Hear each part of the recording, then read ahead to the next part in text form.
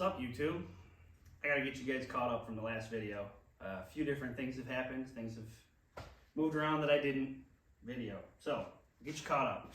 As you can see, my race car's over there, and there's no body on it. That's stripped down. That's getting a new body. We mentioned that at the end of the Christmas video that was gonna get stripped down. That happened. I didn't time-lapse me tearing all the body panels off. It literally takes like a half an hour to tear all the body off that car. So that one's stripped down, ready to have a new body put on it, but we gotta bring a parts car in first and strip the body off. So there'll be a video of that coming up where I get a parts car that we picked up in here. I gotta pull the motor out for my uncle's pile of spare parts, and then the rest of the car we're gonna strip the body off of for this car. On this car, the dash is done. In the last video we ended with it being in primer. It is now painted. That's done. The steering's in the car. The seat mount is in the car. In a minute I'll grab the camera and we can go over how I did the seat mount. I'm sure some of you wanted to see that part. I know some of you wanted to see that part. So I'll go over that quick. At this point here, we're getting ready to start hanging some sheet metal. I got the door sitting here, some rivet panels on it. We'll go over that. And I need to make the decking to close out the trunk from the interior of the car. That's pretty much how it's gonna go today. That's what we're gonna do. The things you see in front of you here, this mess, as you can see, this shop is full. That camera is as far away from me as I can get it. It's basically up against the back wall of my shop. Not a lot of room in here. This shop is 24 by 32. It's got 2 race cars in it. The far side over there that you can't see is my workbench and stuff, and then you're on my welding bench right now, which is completely covered in crap. It's just never big enough. Never ever big enough. The little bit of chrome you can see in front of you there is the engine for this car. This engine is a 4.8 truck engine with 80,000 miles on it. This is for another project that'll be coming up soon. I've got a 95 Chevy pickup, regular cab short bed, that we're going to lower and swap this engine into because it's a 4.3 with an NV 3500 5-speed. So we're going to hook this to the NV 3500. That's why it's a 4.8 and not a bigger motor, because the NV 3500 is only rated for like 250 foot-pounds of torque, and I didn't want to test it. So that's a truck I drive all summer long. We're just going to spice it up a little bit. We're going to do a 4.6 drop, put that motor in it. I don't know what else we're going to do. A few other things, but that's a project that's coming up after we get these race cars done. And then behind me, the mess you see, the cherry picker, the nose piece for that car. I don't even know if you can see that. And then underneath the nose piece for that car is a 6-liter truck engine with 80,000 miles on it. And eventually, after we get through this, hopefully we find something to put that in, like a nice Camaro or something. I don't know, something old. But basically, you want to do this. You're watching these videos, you're interested in car stuff. This is probably bigger than a lot of guys' shops. 24 by 32, I mean, I can get 2 cars in here. But the reality is I didn't always have a garage. I actually built a 1970 Monte Carlo pretty much on my trailer. At the time I worked for a small company and we were allowed to work on our stuff after hours. So I would drag this rusty pile of crap to work on a trailer, and after work I would sit outside the back dock door and I would work on this car. You know, I took a fender off, bring it inside, weld patches in it. I weld other stuff outside, and then at one point we had a little carport thing we put up in the winter so I could work on it outside. But most of the time it was on the trailer. I mean, the suspension, most of the stuff was, I mean, if you want to do this, you just make it happen. I didn't have this, okay?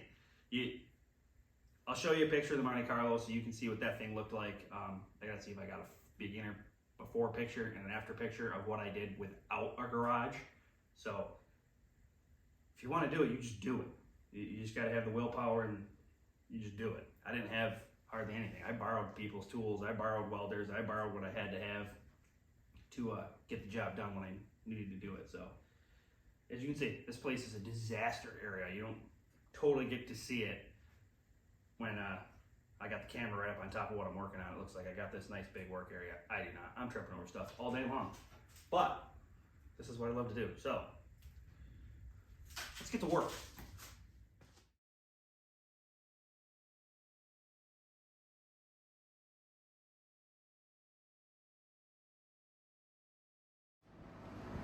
Okay, so there's the dash.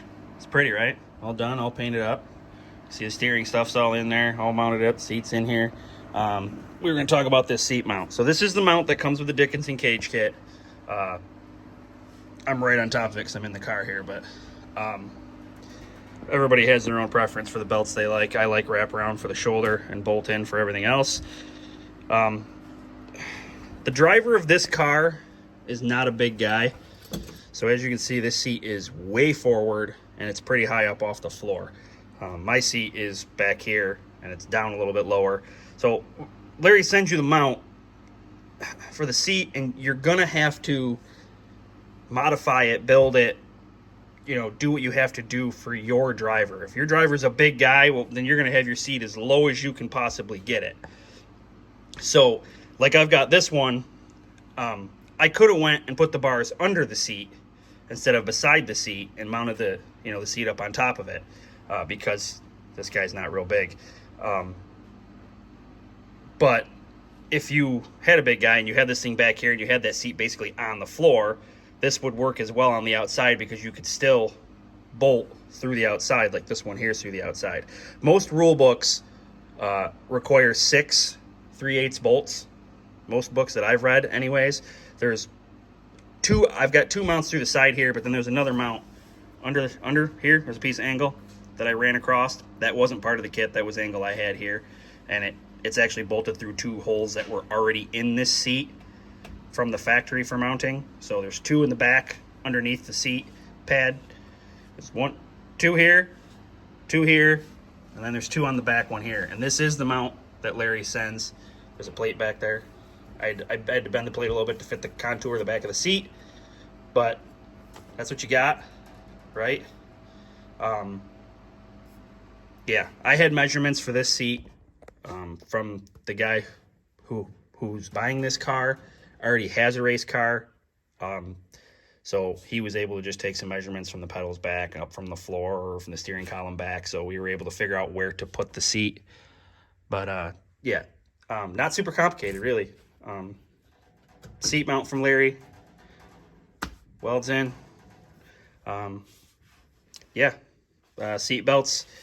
You've got to figure out how you're going to mount your seat belts. That's not part of the kit. I had some rectangle stock, so I put some legs on off of these bars out to hold the seat belt. I did that on both sides. On that side, it actually, you can't see it because of the focus. That side, it actually goes right to the angle that the cage is mounted on. That's mounted right to the chassis. And then on the front, this bar comes with it, this rectangle stock, and I actually ran this all the way over, and it's welded to that angle iron too. So this thing is completely mounted to the cage. You're not supposed to mount your seat to the floor. Your seat should be mounted to the cage for safety reasons. So everything's mounted to the cage. It looks like it's sitting right on there, but it's not. It's floating. It's not touching. It's all mounted off the cage, the entire seat mount. So that's seat mount. That's a dash. Now we gotta get tin to cover this mess up back here. Well, we're gonna hang the doors first, but then we're gonna cut the tin for that.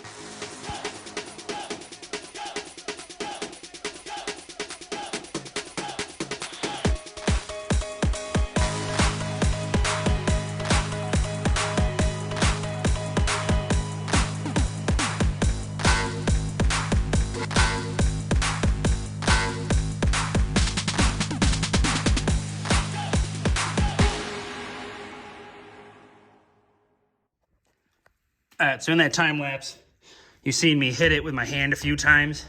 That was to try to form these body lines on the front and back. The aluminum bends pretty easy.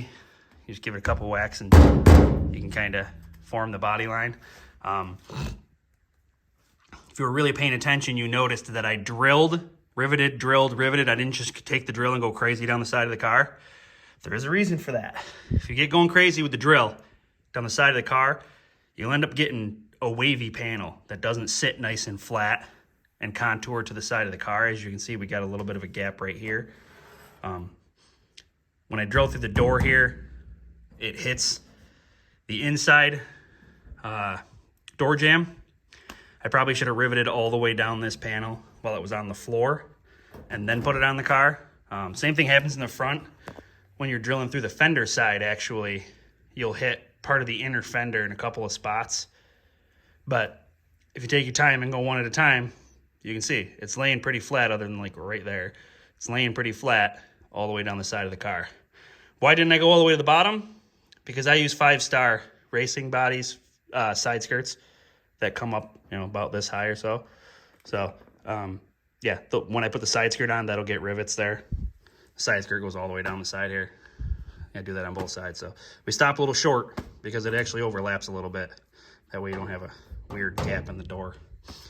All right, let's keep moving. All right, so now we're gonna make this rear deck lid. We're going to take some cardboard that I saved from one of the shipments that came in. We'll make a cardboard template quick that fits here, and then we'll transfer it to aluminum. We'll get a piece of aluminum in here and rivet it. We're gonna go this way and we're gonna go this way, but I like to start with the top to get this all covered up first. Yeah, let's go. Let's do some more time lapse.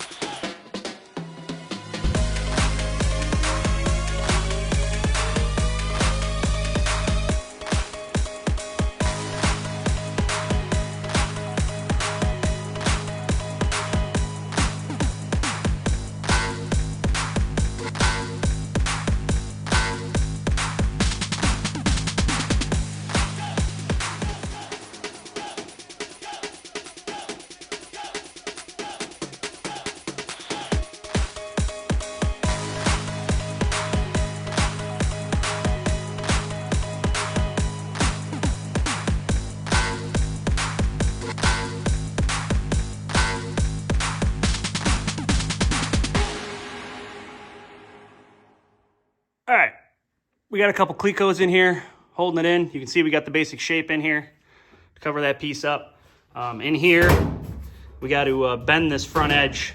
It's not quite a 90, but we got to bend it down to wrap around the front of it so that the front piece has something to rivet to, because over here in the front corners, there's nothing there up top. So put a 90 in the edge of this. And then the front piece can rivet here, and then it can, in the edges over here, it can rivet right back to itself. So now we gotta make that one, which is gonna be a little bit more complicated. Figured I better show you this part. I don't have a brake, let alone a 6-foot brake to bend that. So as you can see, piece of square stock that I had laying around is clamped in there to bend across. Now I grabbed it when it was in the car and I kind of pushed down on it, which left a little crease where it needed to be bent. And then I used that to mark where to clamp this thing in underneath there. And then I took this bad boy and I just slowly, repeat that a few times for you, work my way back and forth across there. You're not gonna get it in one whack. You're not just gonna keep beating the crap out of it real hard, because it'll just deform the aluminum and it'll look like shit. Excuse my language, but I mean, you can see I've tapped it and it's not quite perfect across there. You can kind of see in the glare it's a little wavy, but I don't have a brake here. Do I have a buddy who's got a brake big enough where I could run and have this done? Probably, but it's Sunday, so probably not. Maybe they would open the door for me, but you're probably not going to have that option. So this is how you get it done. Bend your 90. And as you can see, that is not the same height there as it is there. So we're gonna have to trim a little bit off the bottom of this, but that's kind of something you run into when you're doing cardboard templates. You don't always get a perfectly straight line, but we'll get it covered. So let's go.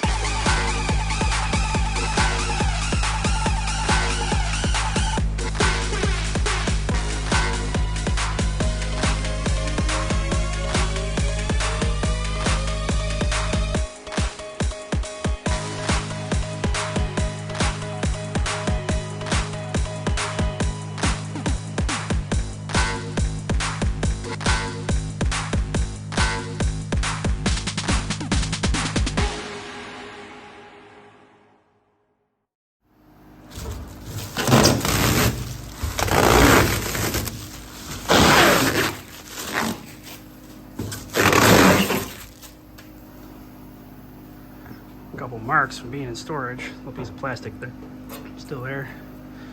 Yeah, being in a busy shop, get a couple marks in it, but overall, that's it right there. As you can see, I took the clecos out, threw a few more rivets in the back of this piece, but that's it. All filled in. I will probably come back and make some small pieces for underneath the bars there where they go through it, just to sturdy it up a little bit, because, you know, vibration, being a race car, it'll rattle a little bit. I got it in there fairly tight against the floor, so it shouldn't rattle too bad, but that's it. Cardboard templates. A little speech impediment. But yeah, there you go. And like I mentioned once before in one of the other videos, I like to black out the window frames, so helps to break up some of the color a little bit. And there used to be a window there, so you know, it looks weird if you make it look like there wasn't something there. In my opinion, helps break it up a little bit. I'll have to come in here with a little bit of white paint probably and clean up. You can see there's some darkness. I'm on my phone because my hand won't focus. A little bit of darkness over there, but I get a brush, clean that up a little bit. And then I hit it with the panel a few times and scratched it and beat it up. So we'll clean up the paint a little bit around where we worked, but that's it, right? Nice and easy. That panel's on. Door's on. I'm gonna put that door over there on, but I left it off because it's just easier to climb in and out to do all this stuff without that door on there. Gotta think ahead, you know? I might not even put that door on yet. I'll probably wait because I still gotta get in and out of here to wire up gauges and other stuff. There's still a little more roll bar padding I gotta put in. I was one tube short, so we can talk about roll bar padding since we're here. You don't cover your entire cage with it. You really just need it where the driver's gonna be. You know, you gotta think about, sit in your seat and think about, you know, where your arms could be flailing in the event of an accident. Like I put that piece on the steering column because that's right about where the knees are. You don't want to whack your knee on that thing. So I usually stick one there. And as you can see, I went all around the entrance. I will usually put them up here. This guy's not real tall, but your arms could still fly up there and hit that in the case of a rollover. So I gotta get some more roll bar padding. I'll put a piece across that center and across the front. He's far enough forward where I really don't need one back here. He's not gonna get back that far most likely. So I kind of just need to do here and here. And then I gotta do the door bars over there in case your leg goes against the door bar or your hand or elbow or something. For that, because of the door plate, you can't really zip tie it. So I usually use spray adhesive. I'll cut them down so that they fit up against it, and then I'll spray adhesive and actually glue them to the bars on that side. So I need to get one more tube of roll bar padding so that I can do all those door bars over there. I've got enough to do this part, but that's it. Then I gotta get more for over there. That's roll bar padding. So what's next? Where are we going next? I don't know. We gotta make side window covers and door handle covers for the doors, like on the other side. Guess we could do that. It's pretty easy. Same thing we did here. You just make a template out of cardboard quick and cut out a window. Oh, and I like to do cover panels where the mirrors used to be too. It's all the little details, you know, that make the thing look good. All right, so made a little cover for that window. Made a little piece for where the mirror used to be. That's probably enough for this video. Easy template like we normally do. Cut them out, rivet them in. This one's a little fun just because of the shape of the door, but 50 feet, 50 miles an hour, 50-50. It's only gotta look good from 50 feet away at 50 miles an hour, right? Grandstands. And it'll look great from 50 feet at 50 miles an hour. So there you go. Keep it creative. Happy building.